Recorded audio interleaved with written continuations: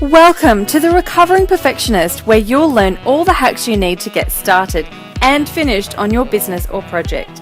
You'll connect with successful entrepreneurs who are in perfectionist rehab, unapologetically experimenting and balancing life, business, family, and me time. I'm your host and Chief Recovering Perfectionist, Claire Barton.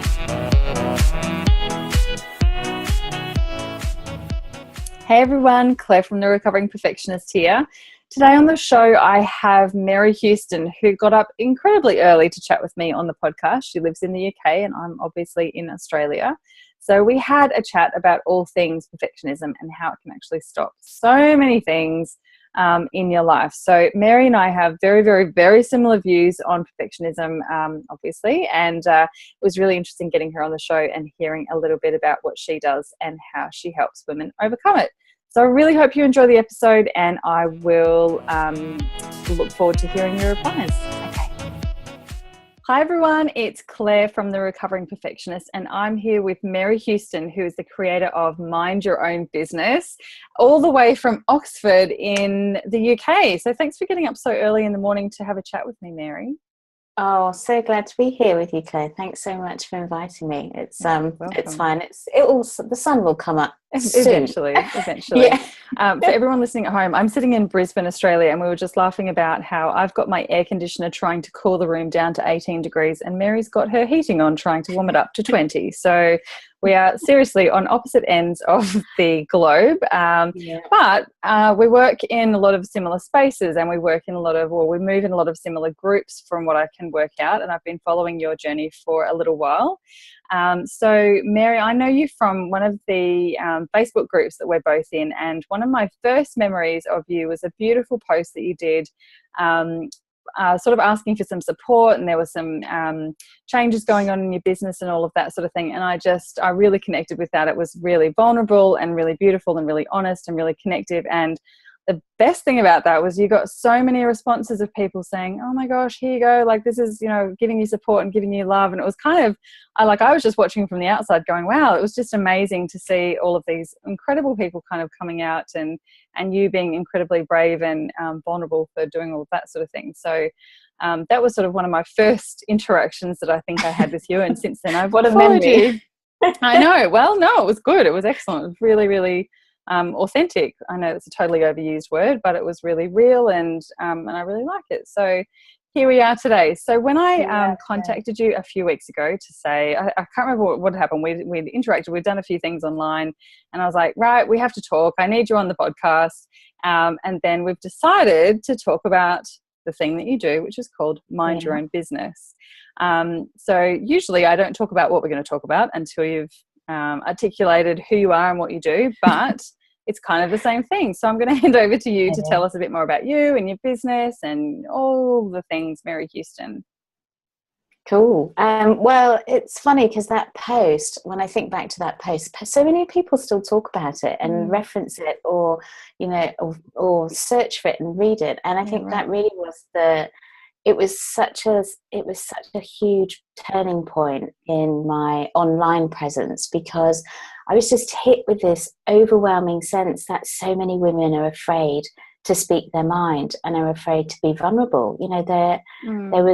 I was so shocked. I don't have a problem with speaking my mind at all, or telling my story, or telling it like it is. It was just, for me, it was just a bad day, and I was just writing about a bad day. Yeah. But there were so many women who were like, I was so inspired by how brave you were, and it really triggered me into this whole cycle of events that got me thinking about, why are women so afraid to speak up? Why do so many of us hold ourselves back? Why do we not speak our truth? Why do we find visibility and authenticity so difficult? And so from there, and from other kind of series of crazy events, this whole idea of Mind Your Own Business was born. And I was listening to one of your podcasts and hearing about your journey of how Recovering Perfectionist came, into being. And it was such a similar kind of fermentation, when you had that idea and you sit with it a little bit, and but you just knew that it was something that had a really clear message in it. And for me, so many people go, mind your own business, what? Because most people will go mind your own business when it's like you're being nosy, you know, or kind of keep out of my business. Keep out of my business, yeah. Yeah, and in some ways it is exactly that, but it's a bit of a play on terms, because for me, the fundamental thing that I find with all my clients, whatever they come to me for, the one thing they all have in common is this obsession with worrying about what other people think. Keeping up, It's just keeping up with appearances, doing things because of other people instead of because of how they feel, worrying about other people's opinions. And it's this whole idea that we spend our lives living in other people's business, catering to other people, ignoring how we feel, instead of actually minding our own business and focusing on our lives and getting ourselves straight first, and being in a place of joy and freedom and releasing all that negative emotions, you know. So it was kind of born from there. And it also has a little bit of play on words as well with the whole mind your own business, because I work with so many entrepreneurs, because this is it's such a big thing for entrepreneurs. And as you know, with recovering perfectionist, you know, it really has a bit of an overlap with imposter syndrome, recovering perfectionist, self-sabotage, you know, because those are all of the reasons, you know, the symptoms of being in other people's business, you know. So that's what. So I've kind of created this program, if you, for want of a better word, I guess it's a bit like you. I mean, the recovering perfectionist, it is your theme, it is your model. I don't know. It's the thing that, you know, when you find your purpose, because you know it's the thing that you just want to talk about. It just fits. All the time. Exactly. It just fits. It just feels right. And for me, it was the thing that wouldn't let me go. It was like, no, you need to open this conversation. People need to be talking about this, you know. So, and so out of it, I've created little programs off of it that work around coaching people around the idea of, can you get out of other people's business and focus on your own life, because that is the fast track to emotional healing from my experience. So that's kind of what I do, and how I ended up there. Really, for me, the tipping point was when I was in the throes of trying to get over my marriage breakup. Everyone almost knows my story and knows that, you know, my marriage went tits up a few years ago, and that's how I ended up back in the UK, because I was in Perth for nearly 7 years. And I just couldn't let it go. I just couldn't get past, find my own path to healing. I was a total mess. My son was a total mess because I was a total mess, you know. And I know on your call with Anna Siebert, you were talking so much about this idea of that when we're not present as parents, our children are so dysregulated, you know. And it's so true. And that was happening for me. And then I had this light bulb moment, which was, what he chooses to do is none of my business. And it was like suddenly the world just lifted off my shoulders. You know, it was like, oh, really? Yeah. I don't have to worry about that. Like, really? It's like, oh yeah, I've got my own stuff. Yeah. That feels really good, you know? And it was like, and then I just started talking to more people about it and realizing so many people do that. Yeah. We expend so much energy on this. I had a conversation, I don't know how old I would have been, maybe in my early teens or preteen or something, with my auntie, my mum's sister. And she was a very, is still a very strong, gosh, I don't even know how I would describe her. She's awesome entrepreneur. She's always been in business. She's one of those people who really genuinely doesn't give a shit about what anyone thinks of her, and she never has. Like, she just doesn't care. Like, she'll try and talk her way out of a parking ticket by telling the police officer off or something, and she'll, you know, she's just that sort of person. She's completely nuts. But I remember her saying to me once, what she said, you know, you just think about this. Whenever someone has a go at you about such and such, you think of this. What you think of me is none of my business. Yes. And that's something that's really stuck with me. It's easier said than done, and I'm definitely haven't lived by that throughout most of my teens and 20s. Well, maybe in my teens, but certainly not in my 20s. this whole thing about, you know, what you think of me is none of my business. Like, if you don't like it, don't tell me. Just go away. Like, I don't need that stuff. And I did Trish Everett's Sweet Talk course with my husband about this time last year, actually, early 2016. And she talks a lot about personal responsibility. In fact, I spoke to her on the podcast recently about personal responsibility, because it was a real kind of eye-opener for me. You know, you do these communication and relationship courses and you expect to be told about the open body language and the open-ended questions and positive communication, all that sort of thing. But it was totally not that. It was a bit, you know, that on steroids times 5 billion. It was just amazing. But one of the biggest things I got out of it was the module on personal responsibility. And 50% of personal responsibility is obviously looking after your own shit, owning your own stuff, owning your own hang-ups, owning your own behaviours, owning your own needs, owning your own strengths, and all of that sort of thing, which is probably the easier part of the 50%. The other 50% is not owning everyone else's stuff. Yes. So if you're standing in your own truth, like, you know, when we talk about relationships, if you're standing in your own truth and you really genuinely need to speak up about something that you're not happy with, or a need that's not being met, or a behavior that does not fit with your values or whatever, and you bring it up, and then your partner or the other person who you're talking to gets the shits and doesn't talk to you for 2 days, or gets angry and starts slamming doors or whatever, that's their thing. You know, we sort of had this thing where we would have an argument, and whoever responded, the other one would be all like, oh, well, if you're going to do that, I'm going to do this. And if you're going to slam doors, I'm going to slam doors. If you're not going to talk to me, I'm not going to talk to you. And it was just ridiculous. It was just such a negative spiral. But once we both did this course at the same time, we both owned our own stuff to go, actually, this is really important to me, and I'm going to say something. I'm going to say it kindly and in a good timing and all that sort of thing. But I'm not going to be responsible for your response. That's your gig. You don't want to talk to me for 2 days? That's cool. I'm going to go over here and do my own thing, because absolutely. And it's a practice thing, but it's totally exactly what you were saying. It's when you stop owning everyone else's stuff and their responses to your stuff. Game changer, right? Just absolute life changer. And it's funny, you know, when you say it's almost easier to own your own stuff rather than get out of everybody else's stuff. But what I find is, in the process that I take women through, is when we actually do own our own stuff, the other stuff doesn't matter anyway. You suddenly arrive at a place where you're like, oh, I didn't even notice that that's the way you were responding. Right.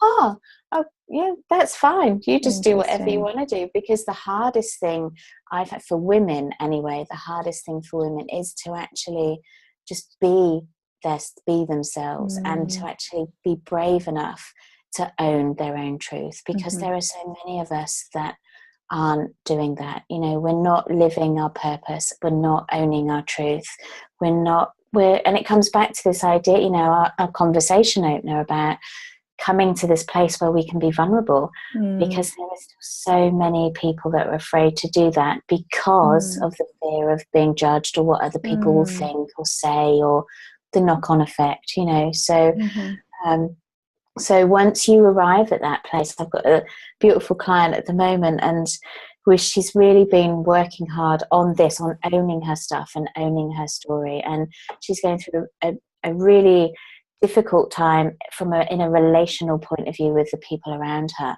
and she kind of wanted to sort the relational stuff out first. And I was like, I think we should just start with you. Let's start with you. And she's like, yeah, but the reason I feel like this is because of everybody else. It's like, that's where everybody is sitting. It's like, once you can stop needing to blame everybody else, once you can stop needing to change everybody else, that is the game changer. But we spend our lives trying to change everyone around us, trying to change our circumstances. I did a live stream about this yesterday, and it was like, I want everybody to write a list of how many people are you waiting to change in your life, and how many circumstances are you waiting to change in your life before you take action. You know, and people were like, oh gosh. I filled up a notebook. Okay, quite a few, and I'm guilty of that too. But that's how we live our life. But when you own your own stuff, when you mind your own business, and you get out of everybody else's sphere, and you can go, actually, I don't need anything to change. I just need to get on with my own stuff and take that action. And that's a huge, huge procrastinator for women in business as well. Yeah. Huge trait of the perfectionist, you know, kind of constantly wanting everything to be right and circumstances to be right. And, you know, so yeah, it's a huge thing. I think it's a really interesting thing, and it's obviously for anyone who's ever listened to an episode or heard me talk about anything will probably know that this is where I sort of stand on it. And this is, you know, as you said, this is why I started the Recovering Perfectionist, and why pretty much everything that I do is kind of through the filter of the Recovering Perfectionist, because I speak to so many people. I used to speak to so many people in the past who are friends or family who have these amazing ideas and these beautiful gifts that they can be bringing the world, and these beautiful things that would serve other people as well as serve them. And they say, I'm going to do this. And you're like, that sounds awesome. What can I do to help? Or why don't you try this? Or you could start here or whatever. And then 6 months later or a year later or 2 years later or 5 years later, it's like, hey, how'd you go with that thing? And they're like, oh, no, I was never going to do it. It was just an idea. And I'm like, what? But that was like, I wanted that thing. Why can't you do that? But this happened all the time. Or, you know, even now I talk to friends who have seen my business journey, and they're like, oh, you know, it's getting more tempting. And I'm like, it's really not that hard. And it doesn't matter if it's not perfect. Like, the whole idea is to just get started and to experiment and to try something. But, you know, what I try and do is kind of give people a bit of a framework and a bit of a plan and systems and ways to make it feel easier, so they've got the confidence to actually do it and that sort of thing. But the whole thing, I guess, about, you know, when you're starting a business is, like you said, it's hard enough to start in the first place if you're not sure exactly where you're going, but that's part of the process. Like, no one knows where they're going when they first start. But then the second wave of that kind of comparisonitis comes when you're in there, especially if you're doing like an online business. For a lot of people, that's a pretty new world. And it's you know, you sort of think you know online business, and then you start an online business and you're like, shit, I had no idea what to expect. I didn't even know that like email marketing was a thing. I didn't know, you know, like there's so much that you don't know what you don't know, sort of thing. So then that second wave comes when you start seeing people who are doing something similar or the same as you, and how far ahead they might seem in their business journey, or how much more finesse their branding is, or how much content they're putting out and that sort of thing. And it gets really overwhelming, and you think, oh, stuff it, I haven't got time to do that. They're doing it, I might as well not bother. And like, I certainly went through that 1,000 times. I still go through that with the comparisonitis, where it does get a bit paralyzing, because you think, oh, what's the point? Why, like, people can go and get this thing. Sorry, my dog's, you can probably hear my dog breathing. He's literally just here for a pat and being a pest. Recovering Perfectionist, my dog's on my podcast. This is George, everybody. Hello, George. Hello, George. So when I sort of first started, and I was like, okay, I'm going to do this, I've got a great idea, and then I'd start doing things, and then like I felt like every time I did that, the next day someone would be online going, hey, look at this new product. I'm like, that's my thing. Oh, stuff it, I'm not going to do it anymore because someone's already doing it so many times. And that's the thing. And then I've had so many conversations about this with coaches and other people kind of in my circle, and they're like, yeah, but they do it differently. Even if it's a similar kind of program or a similar offering, there's a reason why people would or wouldn't buy from you or someone else. Like, there's people who do the same thing, obviously, but if they have more of a connection with you and they get your style and your messaging and all that other sort of subliminal stuff, that's kind of where it comes from. Like, there's enough people to go around that you don't really have to worry about whether you're better or worse than anyone. You just do what you do, because someone always needs the thing that you've got, or that you're teaching or supporting in, or whatever. There's always someone who connects better with me than they do with the next person who does what I do. It's taken a long time to get to the point of being okay with that, and I'm still not 100% okay. There's still moments that I see people pop up and I'm like, grr, that was my thing. I was supposed to do that, and I've either not got my shit together, or I've forgotten to send a message, or I've, you know, whatever. And, you know, you've got to keep picking yourself up and that sort of thing. But, you know, it is in waves, and it's always going to be there. So the sooner you kind of move past that and get okay with not having to compare yourself. So in that sense, Mary, have you got any kind of tips and tricks or activities that people can do if they're kind of stuck in a moment? Say if anyone's listening right now and they're in that bit of a funk because they're comparing to someone else who's in the same field or doing a similar sort of service or product than they are. Have you got any kind of quick fixes, or is it all a bit of a process? It's kind of yes and no is the answer. It's so funny because we talked about, like, for the whole month of March, I've been doing this free masterclass training series for people, like a series of webinars, and two of them, one was on imposter syndrome, one was on self-sabotage, which so exactly what you're talking about. We were talking about comparisonitis, what happens when, and it's really interesting to hear you talk about that journey, because the thing that happens is we think we just need to get over it. We need to reach a point where we can get over it, and then we can just free ourselves and get on with our business. But the thing is that every time that we hit a new glass ceiling, the goalposts move, and we discover a whole new level of comparisonitis. New level, like, new devil. New level, same devil.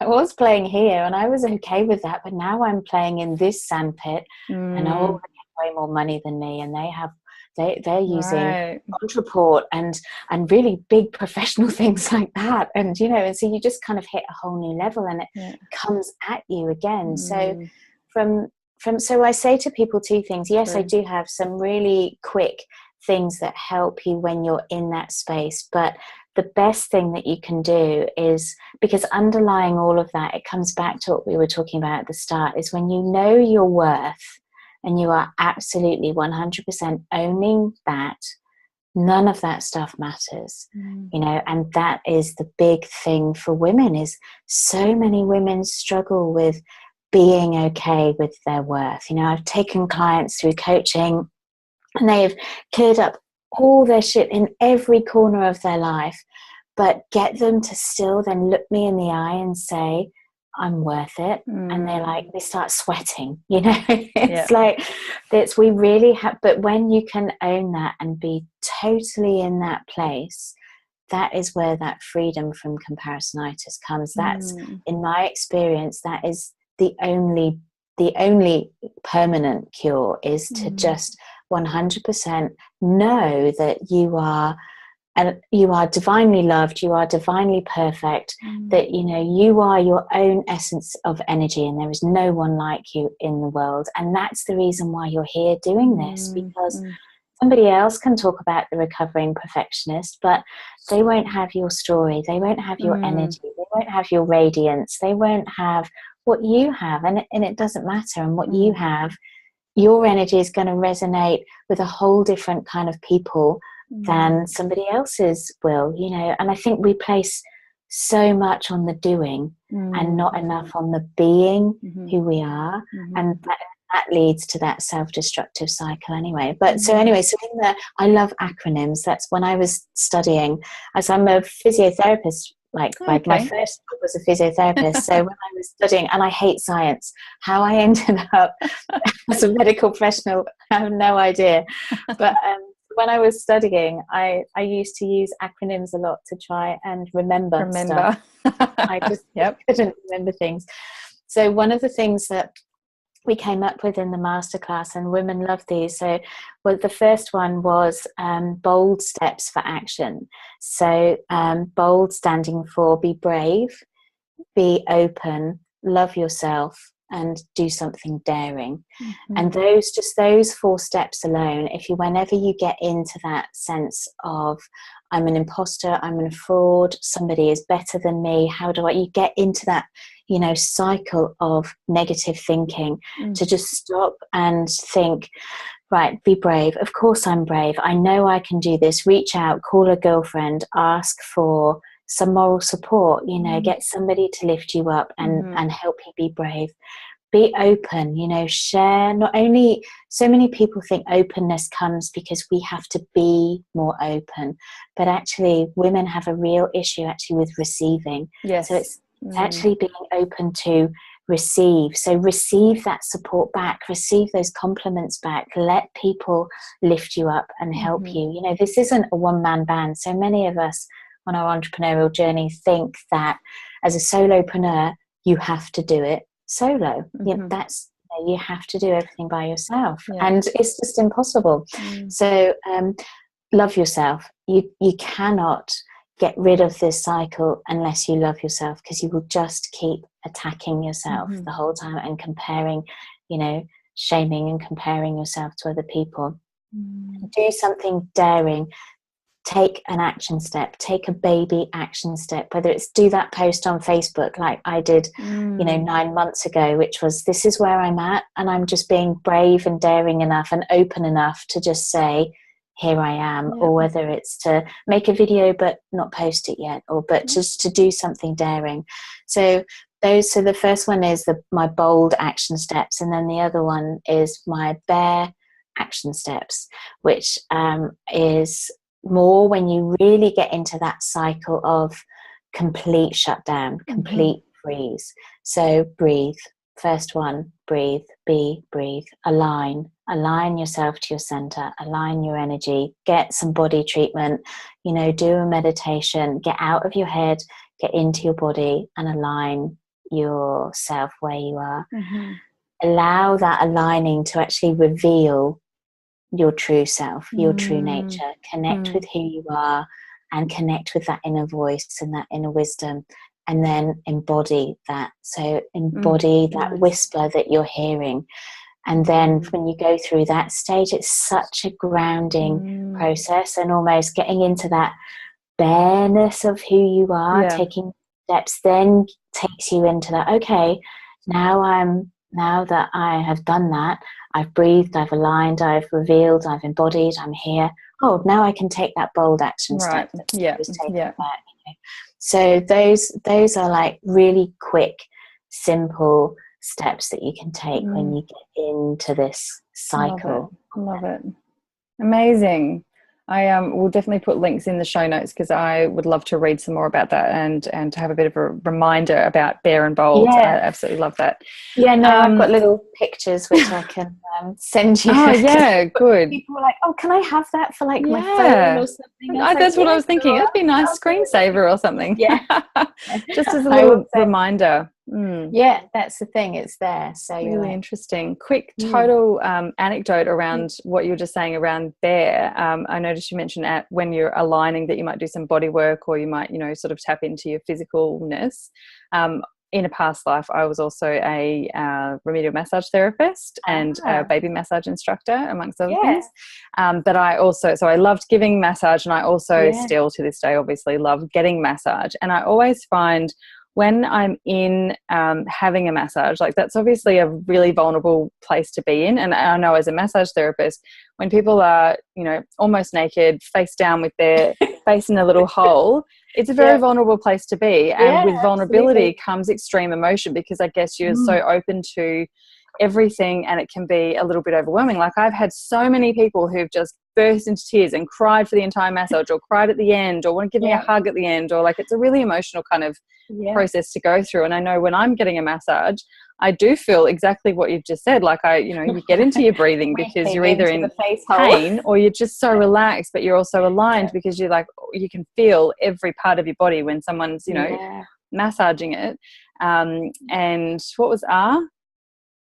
Reveal. So I know when I'm face down in a massage, I'm always really relaxed. In fact, the last time I almost fell asleep for the first time ever, and I get a lot of massages and I've never fallen asleep, but I'm pretty sure I might have, had a little couple of micro sleeps there. But anyway, but I always, like, when I'm kind of in that space, I wish I had a notepad on my armrest, because I come up with the most incredible ideas. I feel like it's like there's this enlightening thing that happens, and now that you've put some words to it, that's exactly what it is, because I'm breathing, I'm aligned, I'm revealing stuff because I'm in a vulnerable state and a relaxed state, and I'm not thinking about anything else. It's like when you're falling asleep, I suppose, and all those, your brain is like, hello, what about this? What about this? But it's like that. And then embodying it, I'll go usually and sit in the car, or I usually do it on my nothing day. I have a nothing day once a month, and then I go to a cafe and I buy myself coffee, and then I sit down and I write down all of my ideas, and because I just feel like there's such clarity. So I think you've completely hit the nail on the head with your bare and bold things. That's really struck a chord with me. So thank you for sharing that. Oh, you're welcome. And so when it kind of ties back to receiving, in that because women are so bad at receiving, we can't we can't get those downloads. We can't hear that inspiration, that soul whisper, that divine connection, our intuition, whatever you want to call it. But we can't hear that unless we're in receiving mode. And having a massage is one of the things that puts you in receiving mode. Yeah. Okay. And but the more, you know, the more that women are pushing and hustling with their business because they think they need to work harder and work faster and do more, the more their self-care drops off. And so the more that we are not in receiving mode. And so then, you know, they come to me and they're like, I don't understand why nothing's shifting. I don't understand why nothing is working. It's like, well, what are you doing for yourself? What do you mean? I'm doing all this stuff and I'm doing all this training. I'm doing all these courses. And I'm like, what are you doing? When do you switch off? When was the last time that you went for a walk or you were in nature or you had a massage? I don't have time for that stuff. Okay, just breathe. It's like that saying that says, if you don't have 10 minutes to meditate, if you don't have time to meditate for 10 minutes, you should meditate for 30 minutes. You should be doing it, or something like that. It's so true, isn't it? The busier you are, the more you need to make time to do stuff to not be busy. Yeah. And I don't think women realize, I don't think anybody realizes that actually is that you need to be in a receiving state to receive. You know, to receive anything, to receive abundance, to receive inspiration, to receive love. Ideas, you know, ideas. You know, if you're in a bad mood, you can't feel the love your husband is giving you because you're completely blocked off from it. You know? So that happens in our life. If we are blocked off to money, we're gonna still be in a financial struggle. You know, if we are blocked off to ourselves, we're not going to get those downloads. And you know, and it is so linked to our purpose and why so many women struggle with their business, because if you're not on purpose, if you're not living that essence of you that's flowing from you because you can't hear it, because you're not in receiving mode, then your business is just going to be something you do. And we both know that the best, most successful businesses are run by women that own their purpose. You know, you can spot them a mile off, the women that are in their story and they are in their purpose and they are in their power. You can see them coming, and they're the women that, or people that make you go, oh, I want to listen. I want what she's having. I really want to listen to you. Yeah, and it's because they're in their purpose. They know how to get in receiving mode. So, interesting. Now, we've given comparisonitis a bit of a bad name. Is there is there anything good about comparisonitis? Is there a positive side of comparing or knowing what's going on, or is it all doom and gloom? Oh no, I compare myself all the time to people from the point of view is that I do it. I'm like, oh man, how they read in my thoughts? That was my thing. And I'll do a trademark search, or I'll go, how did somebody think of that before me? Like, it's funny, like the whole bear thing. When I first went online with my business about 2.5 years ago, I created my whole business around this theme of being bare and being vulnerable and being open. And I had like it's the only time in my life I've ever written a business plan, and I had it all laid out. And then I just kind of caught wind of one of my master coaches who had mentioned Bear in something. So then I kind of looked it up and I saw that she had a program which was Bear Coaches. And I was like, oh. So I thought, I'll just check with her. And I emailed her and I said, you know, I'm so excited. I'm about to launch this new business and it's all to do with being bare. I noticed you kind of had a program. I just wanted to make sure you're okay with that. She's like, no, actually, Mary, I've trademarked the word bare. Like it's a whole big thing that I'm launching in 2017. I'm like, oh, okay then. Right. And I've never written there goes that thing since. So, you know, and so I compare myself all the time to people because I get so much inspiration from seeing how they do things and seeing their ideas and seeing how they work it. But I know, because of the whole minding your own business thing, I know where my boundary is and I know where to stop, and I know I can feel when my body and my ego is taking over, when that voice changes from inspiration to fear and to like when you start to like get protective and secretive and you want to hold on to things, you know that the ego is taken over, and that's when comparisonitis gets dangerous. That's when you go into that yucky place. But otherwise you compare all the time. You share and compare all the time. We do it as colleagues. We bounce ideas and we open ourselves to that. And I think it's a brilliant way to learn and to develop. Yeah. But the key is knowing where your boundary is. Yeah. And if you can compare from a place of love, it is such a brilliant way to open yourself up and expand. But if you compare from a place of fear and lack, that's yucky. Yeah, that's really the yucky energy that you get into, because you just end up feeling crap about yourself. I totally agree. I did a blog on this probably a year ago, or almost a year ago, where I felt like I was observing the process by this stage, because I had that that kind of feeling of, hey, that was my idea, or I was about to do that, or that was my thing, or how dare you, like I'm getting really kind of cranky about it, and then throwing everything in the air, going and drinking a glass of wine, and not doing anything in my business for the rest of the day because I just had the shits about it for some reason, right? But then what I realized was happening, and it took probably 3 or 4 times, maybe 4 or 5 times, to kind of, sorry, my dog is so excited, to sort of realize what was happening was that after I got over that initial having a little tanty and throwing my toys out of the cot, it made me do 2 things. The first one was I had to evaluate whether that thing was actually really important to me, or whether it was something that was just on my to-do list. And seeing someone else do something similar to something you had in mind or were doing really makes you dig deep to go, does this really matter to me? And am I going to pursue it? Or does it not really matter to me, and I was just like, I procrastinated it and I didn't get it done, and therefore it's something that wasn't really a good fit in the first place? And if the answer is yes, this is really meaningful, this is really important to me, and this is work that I have to do regardless of what the outcome is, then that's the first thing, right? So what I was doing was, the first couple, I think I just went, oh, stuff it, I'm not going to do it anymore. Someone else is doing that. I'll move on to my next project. Yeah. And then probably by the 3rd or 4th time, I was like, no, I really want to do this. Like, I've gone through this already. I've already picked, this is my thing. This is the thing that's really important. This is the thing that I know is going to work, and it's aligned to me, and it's aligned to my business, and all of that sort of thing. But then what it made me do was innovate. It made me think of, how can I do it so that it doesn't look like I've copied them, but so that it's still my original work and it's still my original idea. And it made me, kind of chop and change things, or add things and take things off, or deliver it in a different way that actually ended up being shit hot product. And it was amazing because it made me very sure that that's what I wanted to do, and B, made it better than it would have been originally anyway. So I do think in some cases there's a really great outcome after comparisonitis. Comparison, and let's call it comparisonitis. I don't know. I call it. Just last week I was talking about it, and when you said comparisonitis, I was like, oh, she copied me. Patsy, comparisonitis, because we were talking about this last week. Yeah. But it's funny because when I had this conversation with my master coach, she actually said to me, but Mary, you just had an idea similar to me. I've been a master coach for 10 years. You're just out of the blocks, and you're having this great idea. Go you. Oh, that's a really interesting way to look at it.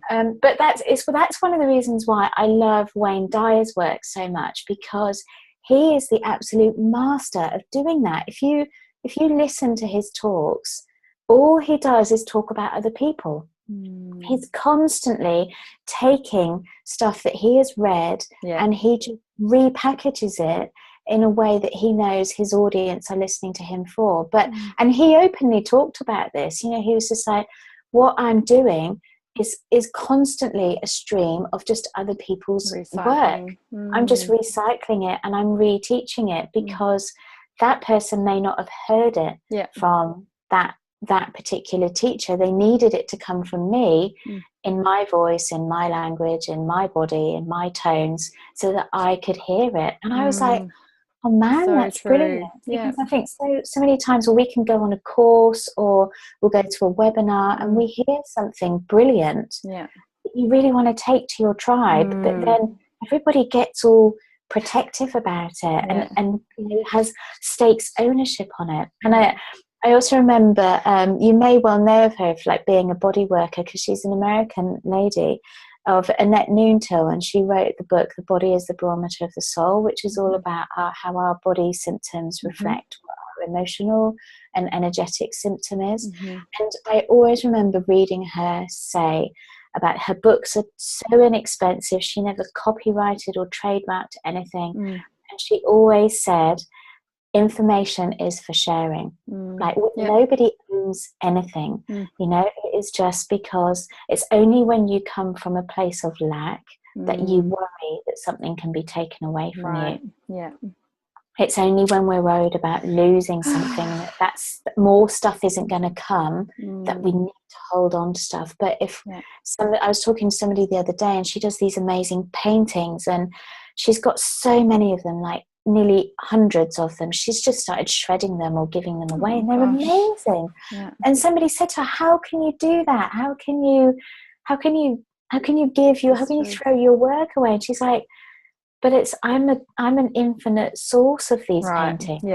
Where this came from, thousands more are going to come from, and I don't have the storage space. And I was like, oh my God, that's just so true. It's only when we're frightened that something is going to run out, money, inspiration, love, whatever, that we start to hold on to it. But if we really believe in our divine, infinite beingness, then I know our brilliant ideas are going to keep flowing. They're going to keep going.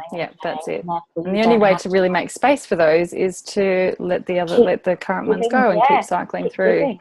Yeah, absolutely. Mary, you're an absolute breath of fresh air. I've loved chatting with you, and we could chat all day, but your little boy's about to wake up and my dog needs to go outside, so we might time for the boys. Oh man, it was just awesome. I've absolutely loved this chat and the direction that it went, and all that beautiful affirmation. I really feel beautiful about this speech, about this chat, and I'm sure that everyone who's listening will feel the same. So how can people get in touch with you and learn more about you and your beautiful work?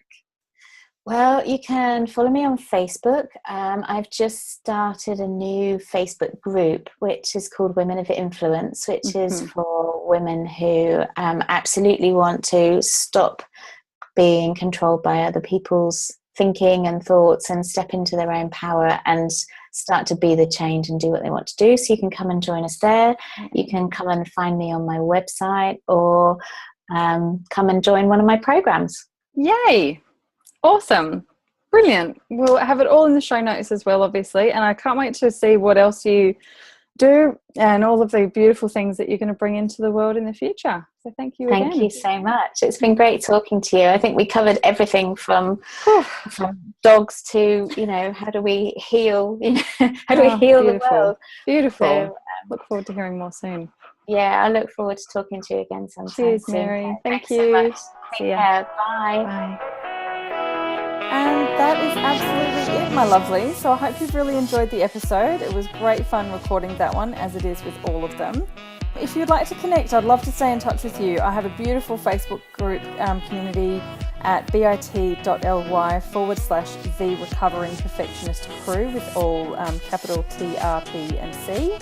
I have a massive goal this year to get 50,000 downloads on my podcast, and I've got a YouTube show as well. So I'd love for you to help me out if you can by either subscribing to the podcast on iTunes. So if you want to go over and do that now, that would be awesome. If you have a couple of favourite episodes, or if there's one favourite episode that you've really enjoyed, I would love you to share that with anyone who you think would get as much out of it as you have as well. And while you're in iTunes, if you can jump in and give it a review, that would be amazing. iTunes definitely helps out podcasts that have got some good ratings and reviews and some really interactive listeners. So I would really appreciate your help with getting to my goal of 50,000 in 2017. The show is also available over on YouTube. The links are always in the show notes, so you can head over there. So it's The Recovering Perfectionist on YouTube. There's a channel for that as well. So jump in and leave your comments. You can watch all of the episodes in video. So if you want to see what we look like and our crazy hand gestures and facial expressions and all of that sort of thing, absolutely jump in. You can subscribe to the YouTube channel show as well, and then you'll be kept up to date when there's some new episodes that come in there. So yeah, love your support. And if you want to shoot me an email, it's hello@clairebarton.com.au. Always happy to receive your emails and open up a conversation. All right, big love. I'll chat with you soon. Bye.